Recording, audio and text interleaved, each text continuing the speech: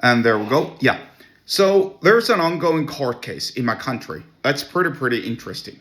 Now, I'm not going to go into the details about who the defendant is and what his name is and what is, well, maybe I should tell you what the defendant is suspected of doing, by the way, or formally indicted of. So a man, a former CEO of a larger union company, has been formally indicted and charged with, I don't know how many counts, but several counts of severe corruption and what they refer to as financial infidelity. I don't know what that means, really, being financially unfaithful. But I guess it involves receiving money under the table.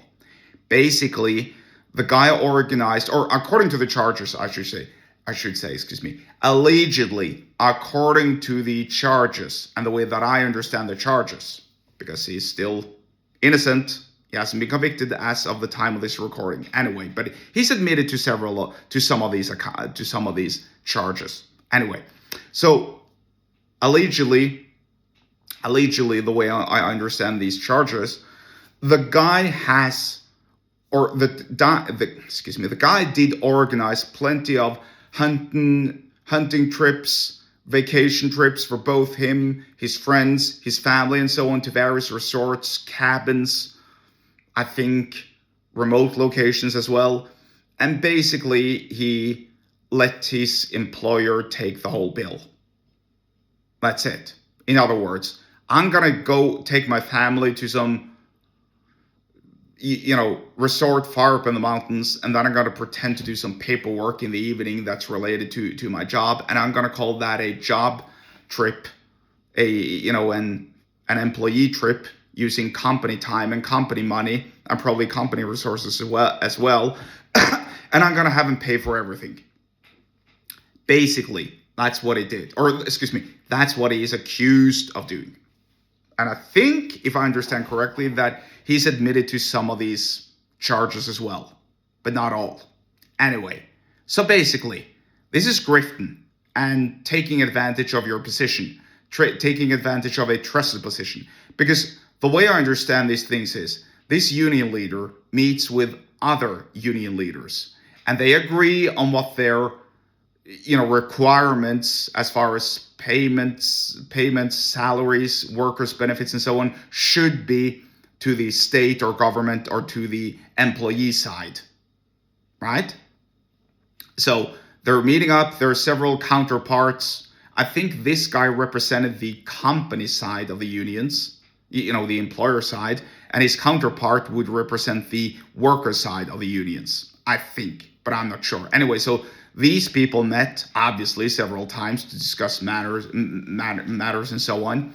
And, they always did so by going out for dinner, having beers and so on, which I guess qualifies for company hours in that regard, because you're discussing company matters, right? But that is not the same thing as organizing hunting trips to a cabin far up in the mountains, which, according to the charges, he did. Now, there were also a lot of meetings with other politicians, obviously, and other CEOs and leaders of various organizations and enterprises, which is normal if you're in that position, I would assume. Now, here's the point, really, when it comes to persuasion.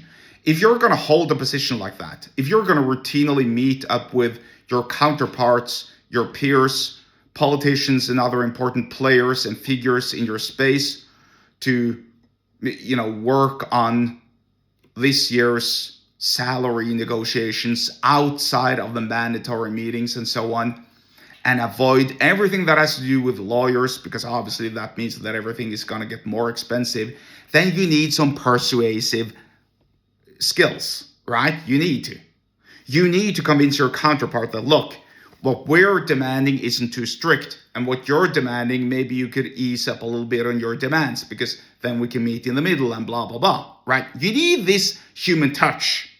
Either you have it or you don't. And this guy obviously had it, right? Because I think, according to the court case, he was pulling this scam, or these, according to the alleged charges in the court case. According to the charges in the court case, he allegedly were pulling these scams, because these are scams, really, for 10 to 15 years, or maybe more. I don't really know. But it's pretty bad. And we're talking about hundreds of thousands of dollars here. We ain't talking about chump change. Like real money, real big money. And so the moral of this story is obviously learn persuasion, learn how to persuade people to pay you ethically, legally, and morally. Don't steal money and don't take money and don't accept money under the table. Pay money across the table, literally across the counter. That's how you do business. If you want to learn more about persuasion in this regard, for business and so on, get subscribed to my email list. The link to so is in the episode description wherever you're watching and or listening to this, and I'll see you there.